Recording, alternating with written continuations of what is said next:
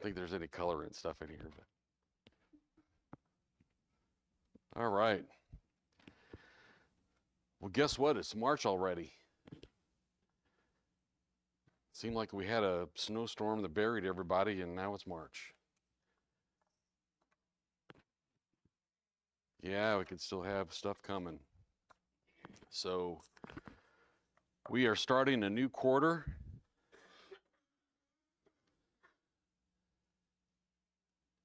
Right. It's not the third quarter of Psalms, Brother Mike. Nope. Although that'd be all right if we did Psalms again, I think. So in the front of your quarterly, it's probably just a good reminder at the in the inside cover on the front back is doctrinal statement, and then here's all the lessons we're going to cover. The rise and fall of a nation. So we're going to study the rise first and the fall a lot. If you look at our lessons, the hard part starts like lesson 4 out of 13. So we don't have the good part for that long. Also, we are doing the whole Bible in 10 years. So if you come back every Sunday for 10 years, you get to see it all. You don't have to wait until then. You can study before then if you like, but if you come back every Sunday, you'll get to do the whole thing. Let's see. Next quarter, we're going to do 1 Corinthians, so you can kind of have that in the back of your mind before we start. In the fall, we'll do Proverbs, Ecclesiastes, Song of Solomon. This time, we're going to pick up where we left off. So you may remember we studied 1 Kings, 1 Chronicles. We're going to pick up in 1 Kings. We're going to pick up in 2 Chronicles. We're going to look at 2 Kings. We're going to look at Joel and Obadiah. There's a lot of stuff. So you can just guess from all the stuff I read, there's a lot of reading we're going to be doing. And so it's all good stuff. And we're going to start out a little bit with review. So before we get to the lesson of talking about Solomon, kind of made me think, we studied about David. David was involved in the Psalms, and then we also studied all the things I just mentioned.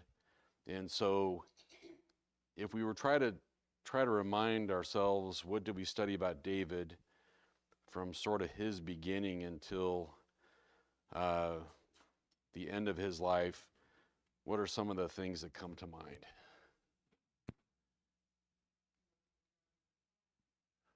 Yeah. Wrote majority of the Psalms, yep. Yep, he ended up the chief musician. He was a musician when he was even a shepherd. So very early in his life, he played instruments, lots of different ones. He wrote songs as a boy, as a shepherd for his family. What else do we know about him?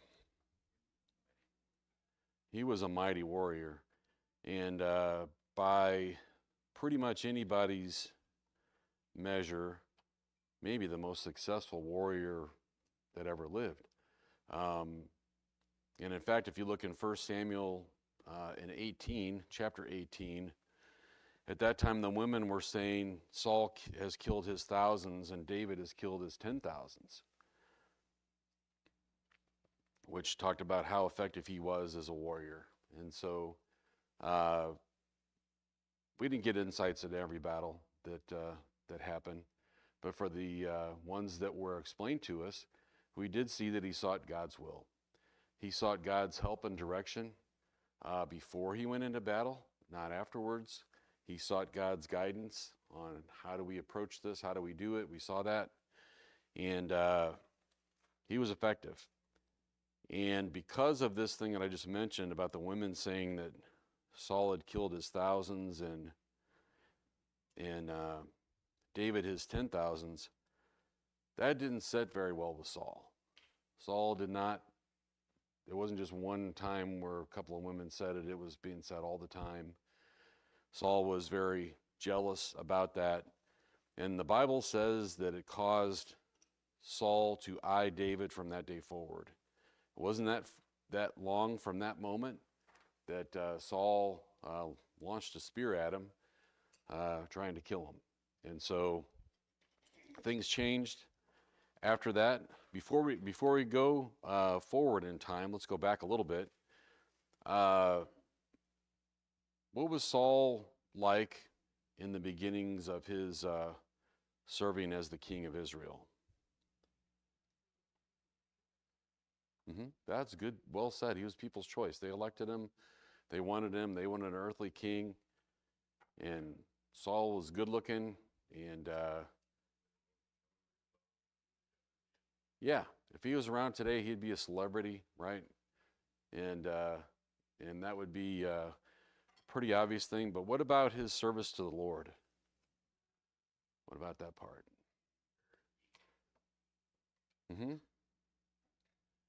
And he got his own ideas about things, right?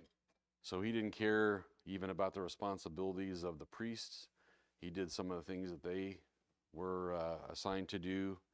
And the way that David and Saul met up with each other is that Saul asked for, he had him playing music in his court. That was some of the people around Saul said he's got a disturbed spirit. After David was found when he was still a shepherd. I don't know if you all remember that, when Samuel went out to find the next king, and he went to Jesse and said, "Where's your sons?" And yeah, they're all here.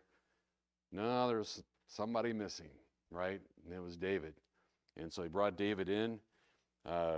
God told Samuel to anoint David, and he did. And at the same moment when that happened, God's blessings departed from Saul. And so that changed pretty much everything. Later on, we see David, and he's kind of hanging around whenever they're up against Goliath and that whole nation. And what happened in that situation?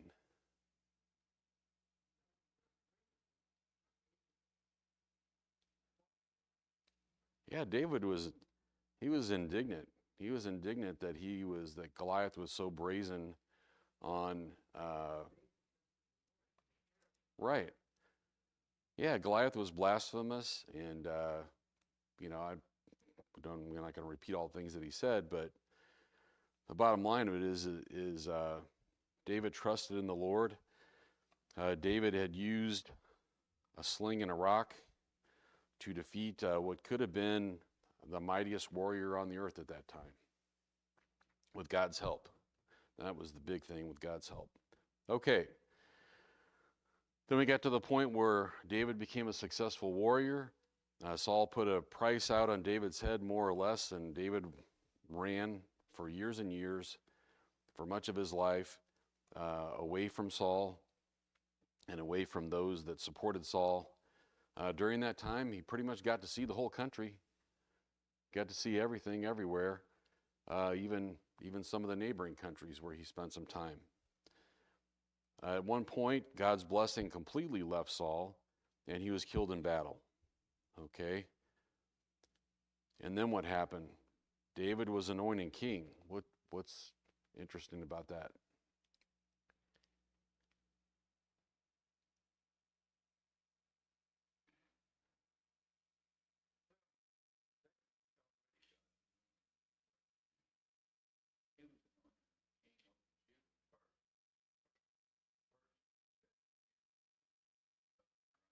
Mm-hmm.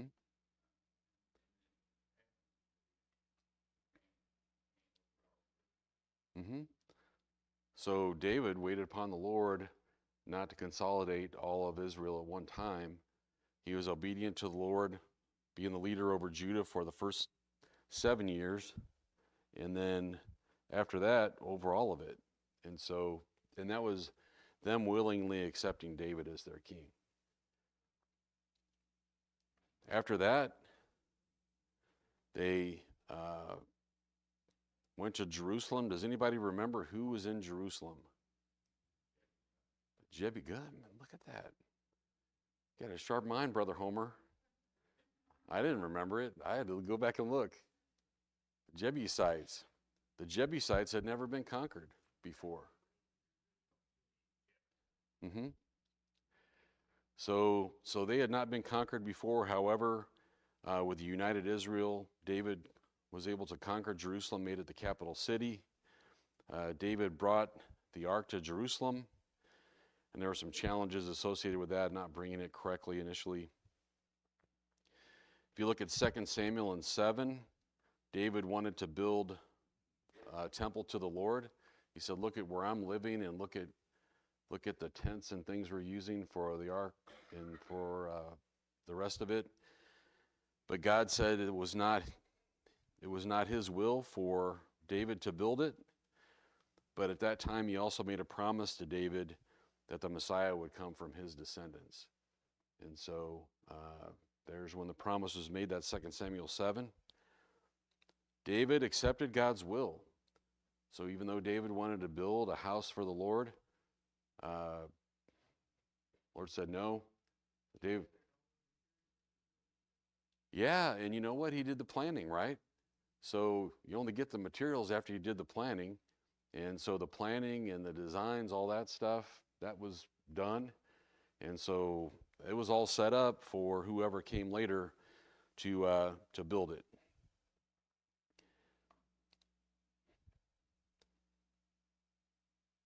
And later on, of course, Solomon was the one that actually did it. So then we got to later in David's life. He was challenged by his son Absalom. Do you remember that? And then who was Ahithophel? Remember that one? That's a hard one.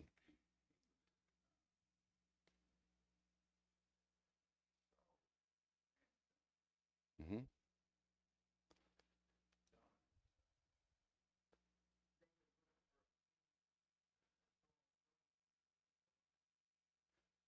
So Ahithophel was a wise counselor to David, and he was the one that was pretty smart about all the stuff that was going on, and he was aligned with Absalom and provided wise counsel actually to Absalom on how to defeat David. But what happened?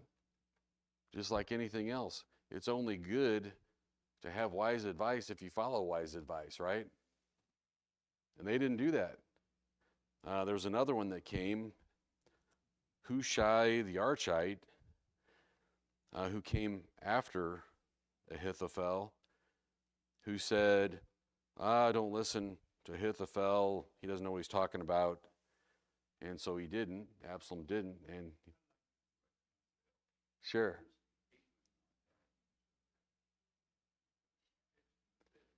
Yeah. Yeah. Okay. So I had to look all this stuff up.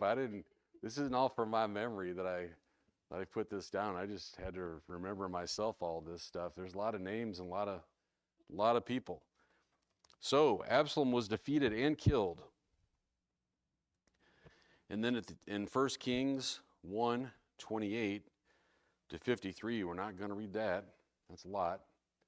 That's where King David chooses Solomon to be his successor and anoints him as king.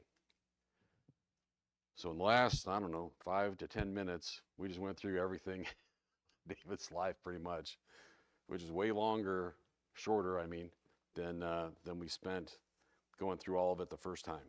So that's all a preface to what we're studying today. So let's take a look at our lesson. We have our lesson text is 1 Kings 3 and 4, 2 Chronicles 1 through 17. And if you open your books to page 4, first page, on the left you'll see the lesson text, the focus, key verse. Down at the bottom is daily Bible reading. Just wanted to remind you that that's there. And it's not too long. If you look at Monday, the rise of Solomon, 1 Kings 3 and 1, it's only one verse. So it's not too bad. if you want to take a look at something during the quarter. Some of the other ones have maybe 10, 15, one's got 30 verses, but it really is helpful in seeing what's going on. Also, there's a symbol inside of your book, this one here. If you scan it, it takes you to a place for devotionals. So that's set up. That's a nice thing. Also, there is a what do you call that? Blog? No, not a blog. Podcast. Thank you, Brother Mike. Brother Mike to the rescue. There is a podcast of the Sunday school lesson. So you may want to go there and check it out. And it is the lesson. So I've listened to it. If I'm in the car, it's nice to listen to that in traffic because you focus on something besides all the crazy drivers. I'm not worried about that person that just cut off 3 people because I'm listening to a Sunday school lesson. And so just remember those resources are there. Try to remind everybody that stuff is there and it's there for every Sunday. Okay, so I think for this Sunday, if someone would like to read the Seeking the Context, it would probably be good because it gives some background for today.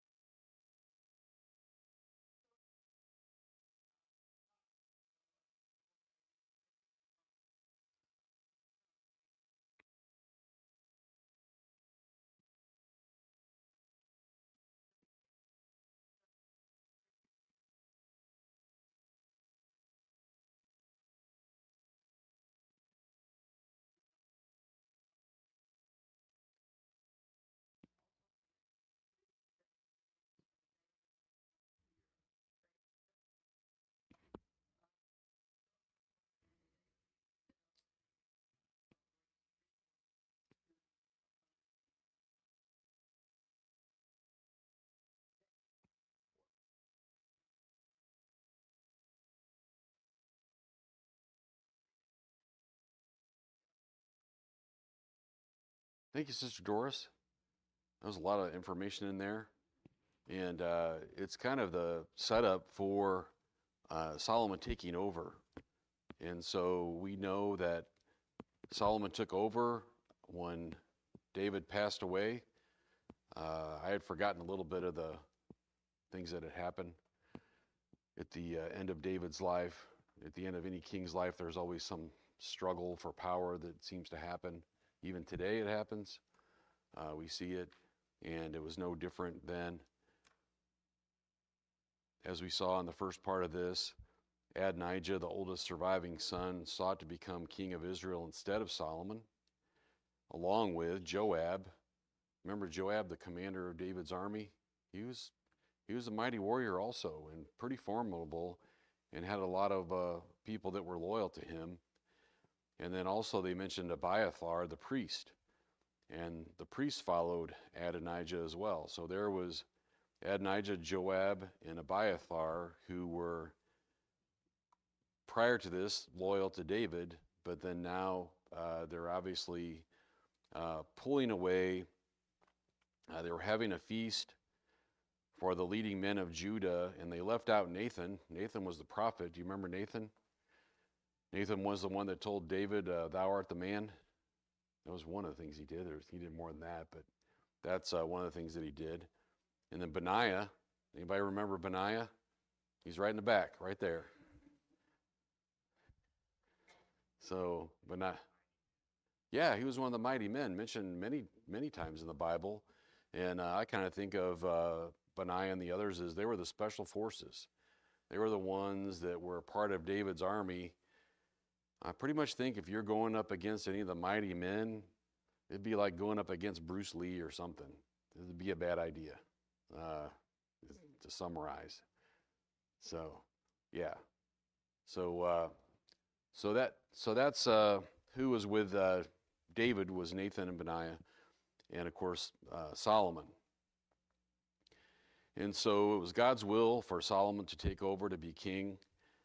Nathan recognized what was happening, and he worked with Bathsheba to tell David. David, do you think David was really up on things and really tuned in to everything that was going on at the time? I think compared to his earlier days, he was probably a little bit slower to understand things, but the fact that both of them told him what was going on, he immediately realized the significance and what needed to be done. And so David called Solomon one last time and told him what he needed to do. And what he needed to do is to remove some people. That was one of the last things that he did. And he made sure that there were no one that was going to be in opposition to his rule, and that there would be peace, a lasting peace. And so with that, let's go ahead and read. We have a lot to read. Okay. Let's go look at 1 Kings chapter 3. If somebody would like to read 1 Kings chapter 3 all the way to verse 15.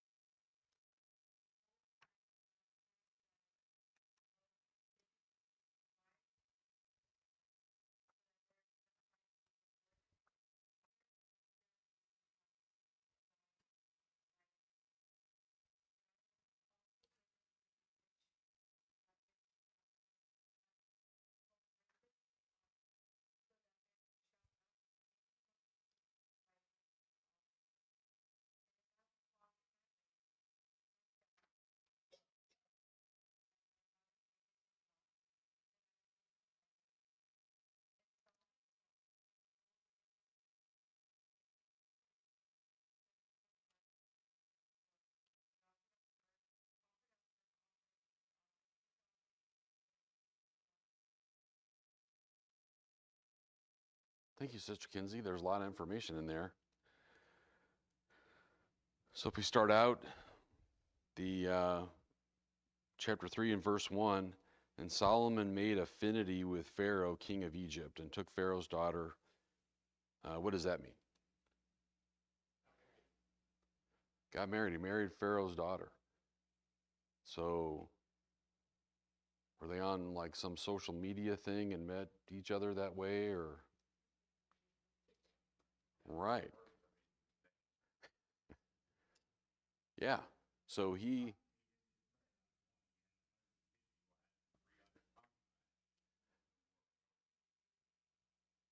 there's a lot. But actually in this situation, it doesn't say that he's not following what the Lord says to do. Uh,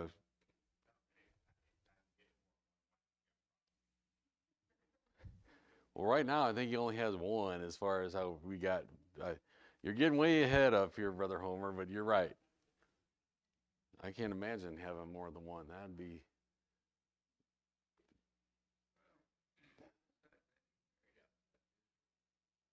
He did, and it doesn't give us any insights whether she followed the Lord or didn't follow the Lord or whatever. We don't know that part. Uh, maybe she didn't. Maybe she did. It doesn't say anything. Uh, so the fact that it says he made affinity, it was a political arrangement for sure with Pharaoh, right?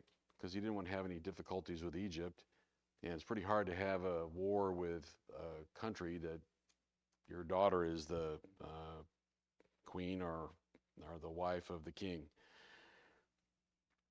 And so that was one of the first things that he did. And actually, I'm just now realizing that he asked for wisdom after he did that.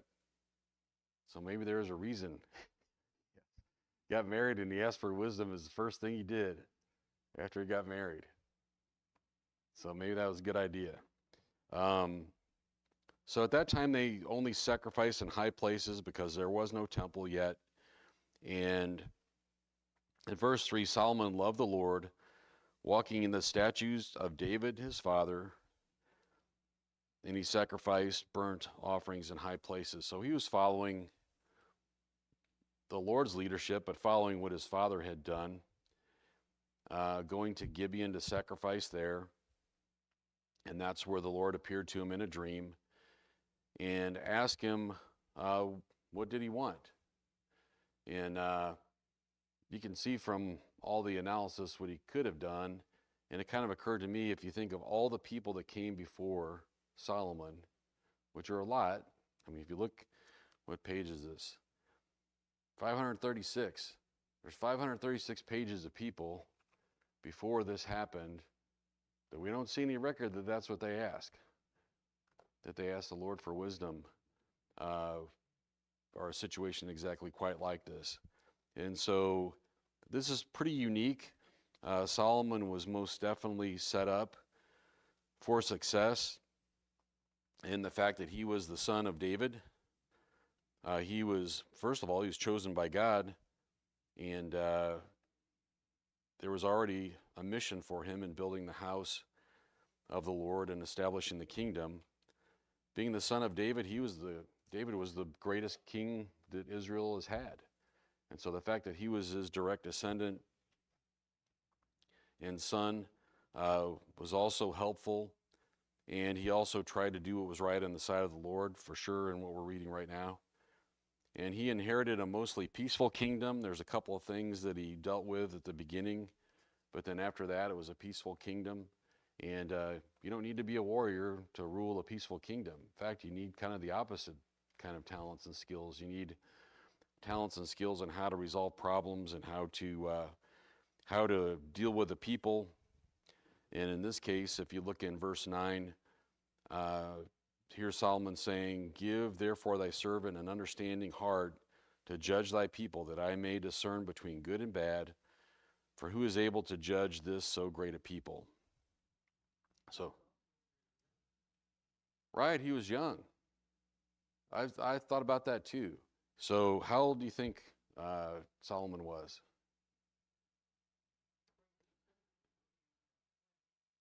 20. Okay, so how many people in this room are older than 20? You're disqualified from being the king. You're too old. And so here's Solomon, young, realizing that he needs the Lord's help, being very. He could have asked for anything. He could have asked for all of his enemies to be dispatched. He could have asked for running the whole world. He could have asked for anything when God asked him that.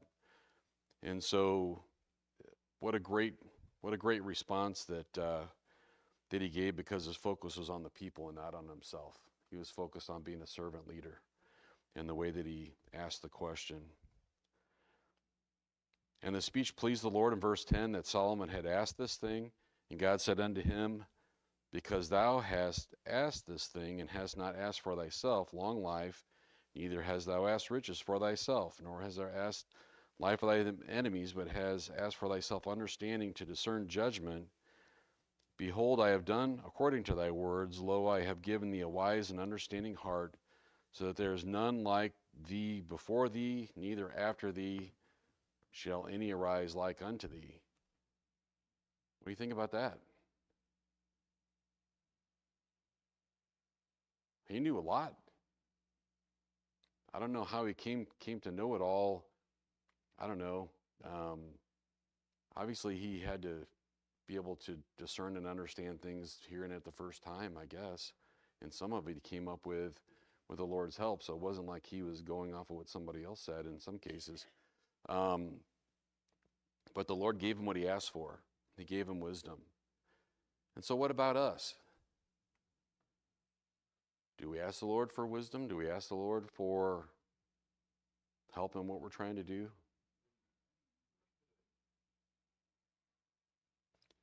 Yeah, for this example for Solomon, we don't need to be a king to ask the Lord for wisdom. Whatever we're doing right now, we should ask the Lord for wisdom. If we're a servant of the Lord, we should ask him for the ability to discern between good and bad. It's a good idea to know the difference between good and bad. We can't always figure it out by ourselves. Also, how does the Lord want us to handle a situation? How many times you've been in a situation that's overwhelming? You're like, I don't know what to do. I don't know how to handle this. Never had this happen before. So where do you figure out how to do that? I think the message here of Solomon's example is make sure to include God in it. Make sure we ask God for his help. He expects us to ask for his help every day. And we saw in the cases of Israel, when they didn't every single day, they were punished. They were punished by being ignorant, more or less, and walking into situations they wouldn't have faced otherwise. And so same goes for us.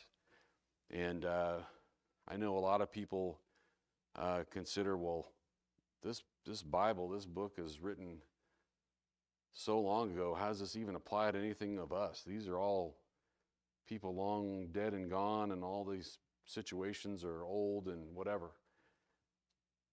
Every lesson we have is applying to us, every single one. We're looking at an example of something that happened here to Solomon, but we face the same thing. We face difficult situations where it's overwhelming and we don't know what to do. We have to do something.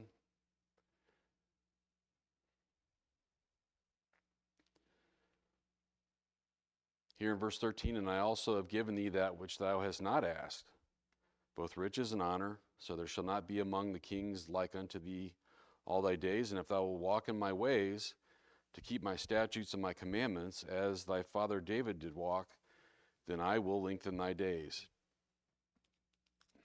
And then, first thing after David awoke, he came to Jerusalem, stood before the Ark of the Covenant, offered up burnt offerings, and offered peace offerings, and made a feast to all his servants. He showed his respect for God in front of everybody. Think about how David operated. Remember how he did everything publicly? His worship was public. Everything that he did was pretty much to show an example for Israel and how to do things, and all the songs that he wrote, all those things. He didn't keep it to himself. He shared it with the whole nation. And so here is Solomon, where it says, made a feast to all his servants. So it wasn't to people visiting the country. It wasn't to people that were coming from Egypt or whatever. He probably did that too. But here in the case, he's recognizing the value of the servants. He was a servant to the Lord, and he was showing his appreciation to the servants that were there. So it wasn't even a moment later, Solomon is faced with a situation where he had to pass judgment, and that starts in verse 16. Would somebody like to read 1 Kings 3 and 16 all the way to 28?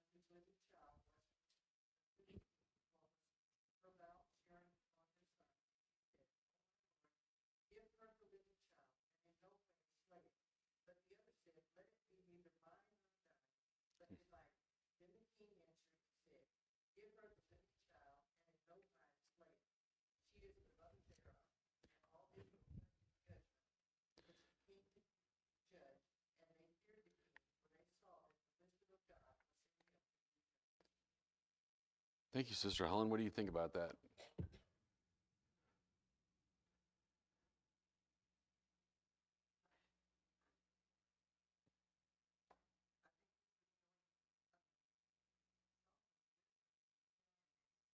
Mm-hmm.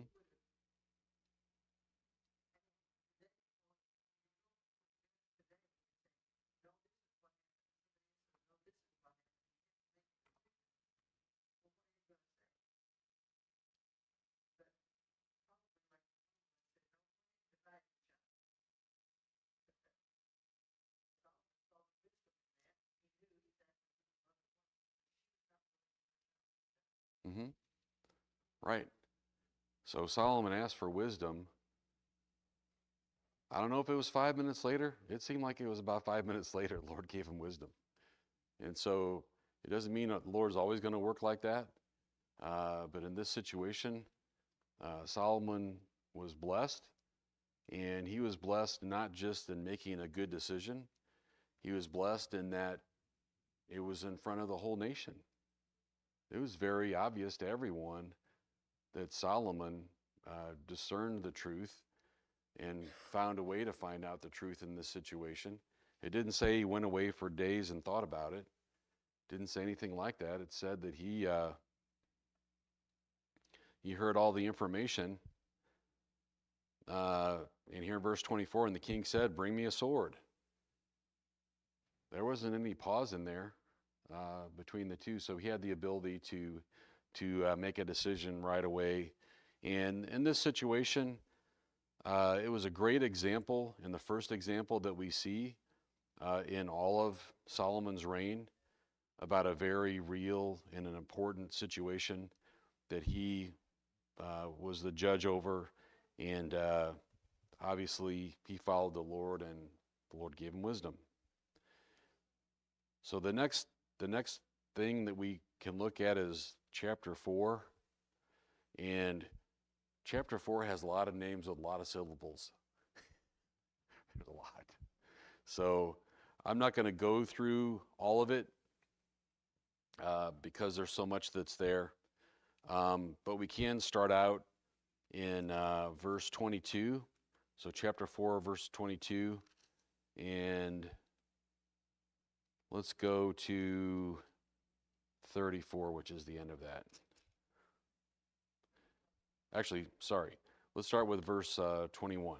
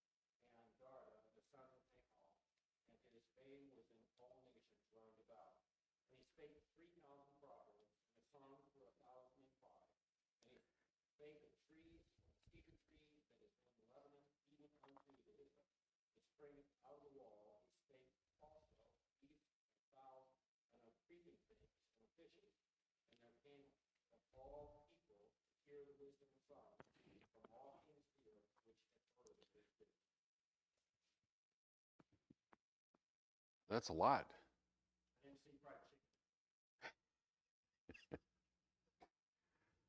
Yeah, the fried chicken recipe, right? It was missing, but everything else was in there, obviously, right? And so, uh, and I don't know if everybody was remembering this from studying about Solomon before, that he was a biologist, that he studied all the animals, that he studied all the trees, he studied all the vegetation. So he wasn't just wise in his study of what the Bible said. He was wise in that also, but he was wise, period.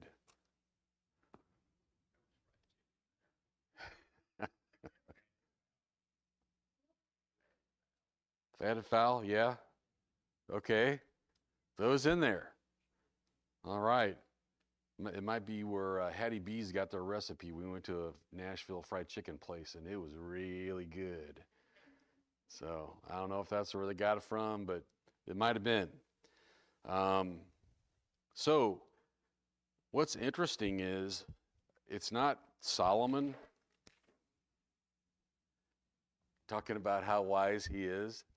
It's others talking about how wise Solomon is. So how many times have you seen somebody talk about how smart they are, how much they know, and all this other kind of stuff? And people say, oh, they must be an expert. But then you see situations where other people say how much a person knows, like, well, that person, they don't really know about that. They're an expert on this or that. That's exactly what's happening here. And the fact that they give examples, wiser than all men, than Ethan the Ezrahite, and Heman, and Shalcol, and Darda, and the sons of Mahal, and his fame was in all nations. So this wasn't just Israel. He wasn't just the wisest person in Israel. He was the wisest person anybody had known. And so, and he started out as age 20. And so, and he wrote 3,000 Proverbs, and we're going to be studying those, not next time, but it's coming up. So we'll be studying the Proverbs. And as far as his songs, we didn't have 1,005 in Psalms that Solomon wrote, but we did have some that he wrote in there. And we just saw an example of the wisdom that he had there. So related to what Brother Homer was saying earlier, you can be wise and know the right thing, but it's a matter of also doing the right thing. And so just like us, situations we face, we may have a pretty good idea. We might read the Proverbs. We might read other things in the Bible that tell us, okay, this is what you need to do. But there's a step from there of realizing what the Lord wants you to do and actually doing it. And so that's the part that we have to work on, that we have to make sure that we follow through. And the Lord says, do this. First, understand what the Lord wants, and then go do it. And then the parable of the sower, which comes up so many times through the Bible. It amazes me how many times it comes up in the Bible. Didn't even come up in this lesson. I just brought it up. But whatever it is that we sow, that's what we're going to reap. So if we follow the Lord's will, follow his commandments, what he would have us to do, then the blessings of God will come from that. If we do things that we shouldn't be doing, then it's the same the other way too. And so here David's son Solomon, is not keeping all the wisdom to himself. He's sharing his wisdom for the benefit of Israel and benefit of others. And it's really helping everybody. This is before he got married to everybody. Okay, that's our first lesson. Solomon received wisdom. It all sounds pretty good. Something will probably happen later that we'll read about. So, mm-hmm.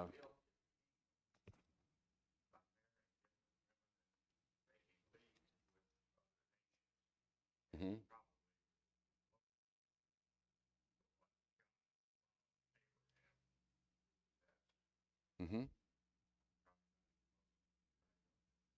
Yeah, he probably did. Yeah. So we'll study more about Solomon in our upcoming lessons. Thank you, everybody.